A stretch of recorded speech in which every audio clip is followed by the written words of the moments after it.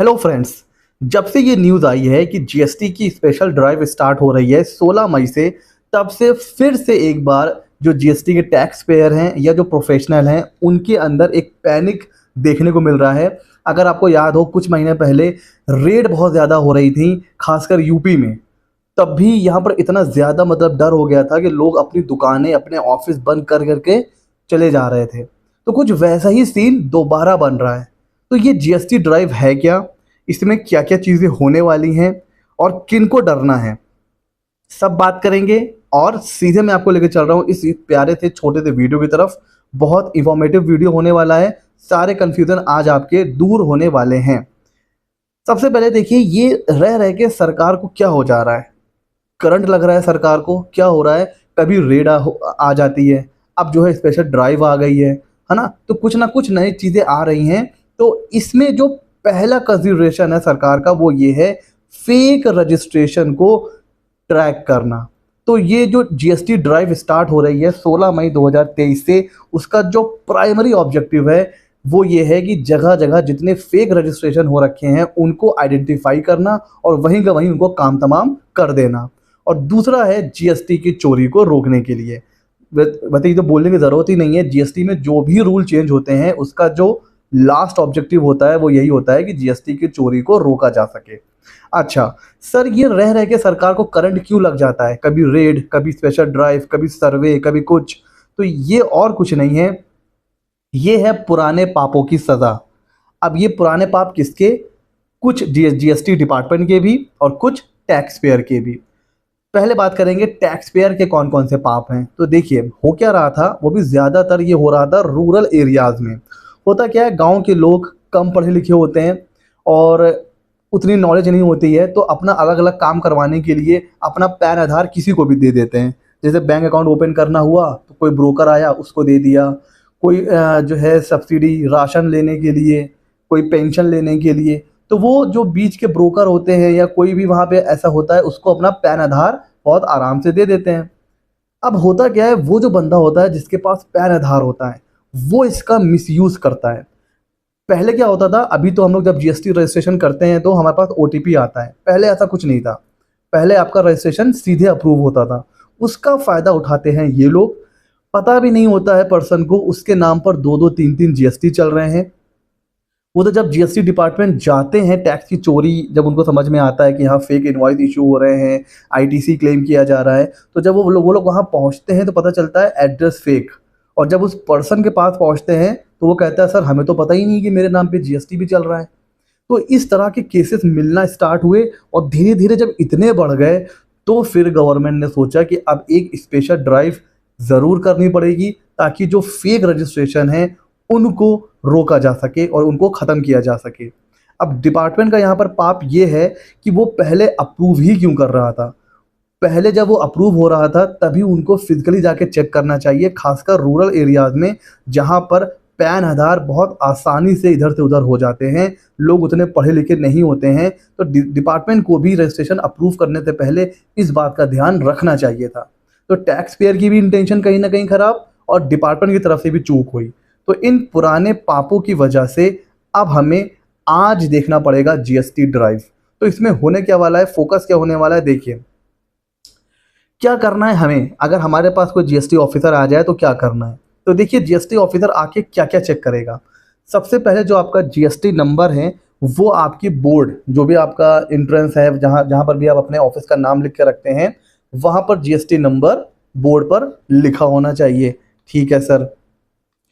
उसके अलावा GST certificate place होना चाहिए। अच्छा, ये कोई नया रूल नहीं है, पहले भी यह था कि जो भी बंदा जीएसटी में रजिस्टर्ड है उसको अपने ऑफिस में, अपने दुकान पर, कहीं पर भी जीएसटी सर्टिफिकेट लगाना चाहिए।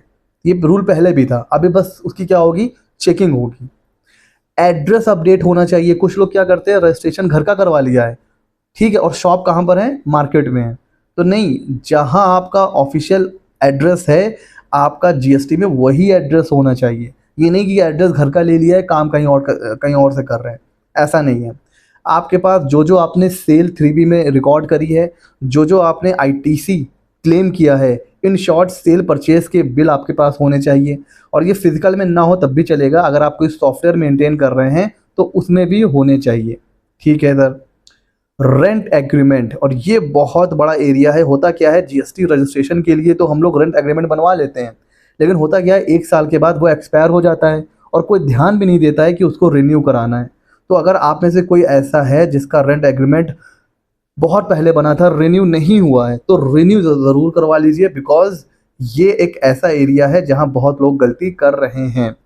दूसरा, आपने रजिस्ट्रेशन करवाते समय जो एड्रेस प्रूफ दिया था वो भी आपके पास होना चाहिए। बिजली का बिल, प्रॉपर्टी टैक्स की कॉपी, ये सब चीज़ें आपके पास होनी चाहिए।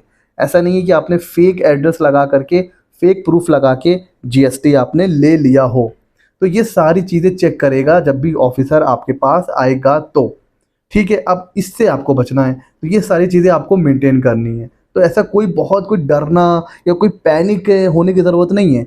ये सारी चीज़ें क्या हैं, ये सारी चीज़ें पहले भी ऑफिसर के पास पावर थी कि वो आपके प्रेमिसेस पे आके चेक कर सकता है, पहले भी पावर थी। अभी क्या हो गया है, अलग से एक टीम बना दी गई है, अब वो टीम अलग अलग एरिया में जाएंगी। तो सर सवाल ये उठता है, क्या सभी का 100% सर्वे होगा?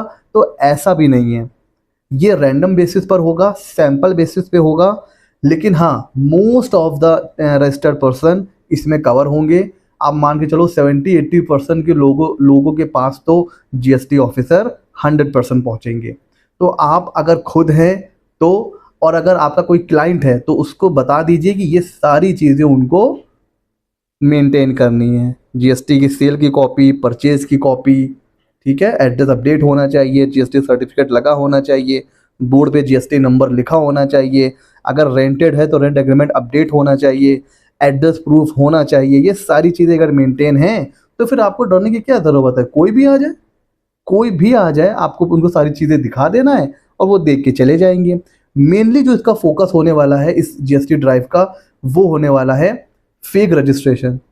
अगर फेक रजिस्ट्रेशन आपने ले रखा है, या अगर ये बात प्रूफ हो जाती है कि रजिस्ट्रेशन फेक है, तो ज़्यादा प्रॉब्लम हो सकती है। और अगर आप सब कुछ सही हैं उसके बाद भी कोई पेनाल्टी या कोई नोटिस आपके पास आ जाता है, तो जैसा कि मैंने पहले बताया है, डरने की कोई नीड नहीं है। अगर आप सही हो और फिर भी नोटिस आ जाता है तो आपको किसी से डरने की ज़रूरत नहीं है, बिकॉज आपके पास ऑप्शन होता है अपील करने का। तो अपील का ऑप्शन आपके पास हमेशा होता है।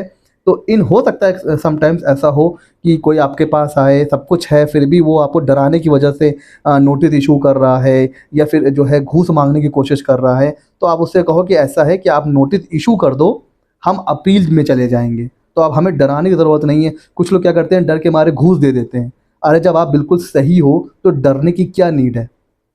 अगर वो फिर भी आपको जो है इलीगल तरीके से आपको नोटिस भेज रहा है, तो आप उससे बोलो ठीक है, आप हमें नोटिस भेज दो, हम अपील कर देंगे इसके अगेंस्ट में। ठीक है, तो बिल्कुल भी पैनिक होने की ज़रूरत नहीं है। सिंपल सी जीएसटी ड्राइव है।